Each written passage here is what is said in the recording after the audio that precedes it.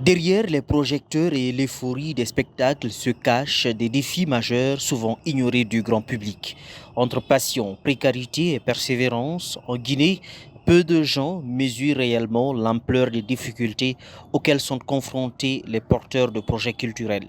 Il ne s'agit pas uniquement de divertir ou d'organiser des fêtes, il s'agit de construire des plateformes d'expression artistique, souvent avec des moyens dérisoires. Prenons l'exemple du Festival des Arts et du Rire de l'Abbé, qui est à sa huitième édition. Malgré son importante croissance dans le paysage culturel régional, l'événement continue de faire face aux mêmes obstacles, année après année. Je n'ai eu qu'une idée. Et cette idée a été portée par une équipe. Et aujourd'hui, nous peinons de le porter. Mais nous avons le courage et l'énergie de le mettre au dos et de le traîner. Et nous ne voulons pas le traîner par terre parce que nous l'aimons. Parce que quand tu chéris une chose, tu l'aimerais le faire bien avec les moyens qui s'y est. Cette année encore, les organisateurs ont frôlé l'annulation. Faute de financement suffisant et de soutien institutionnel, ils ont dû faire preuve d'un engagement sans faille pour maintenir le festival, un défi relevé avec courage, mais à quel prix? Nous sommes à la 8e édition et cette année même, on voulait même le reporter parce qu'on n'avait pas franchement acquis assez de moyens.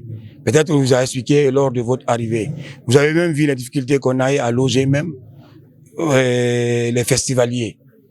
Vous avez vu, on n'a pas un accompagnement digne de nom. Mais cependant, c'est un événement très important pour l'État parce que ça permet d'occuper la jeunesse. Au-delà des contraintes financières, un autre problème se pose, le manque d'engagement du public. Beaucoup de Guinéens ne se sentent pas suffisamment concernés ou dévoués à la promotion et à la valorisation de la culture nationale. Ce désintérêt pèse lourdement sur la motivation des promoteurs culturels.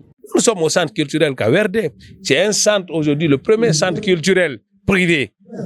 Aujourd'hui, dans ce centre, nous sommes au cœur de Fouta. Aujourd'hui, au Fouta, si tu ne vends pas la drogue, tu ne vends pas de la bière, tu ne vends pas du chicha, les gens ne vont pas fréquenter. Aujourd'hui, un centre qui a l'abbé, c'est grand. Mais comme on ne vend pas ici l'illicite, les gens ne viennent pas et c'est dangereux. C'est les gens qui devaient accompagner tout ça. Malgré ces obstacles, le Festival des Arts et du Rire de l'Abbé poursuit sa route. Mais pour espérer un avenir plus serein, il devra relever de nombreux défis. Mobilisation de fonds, sensibilisation du public, implication des autorités et développement de partenariats durables.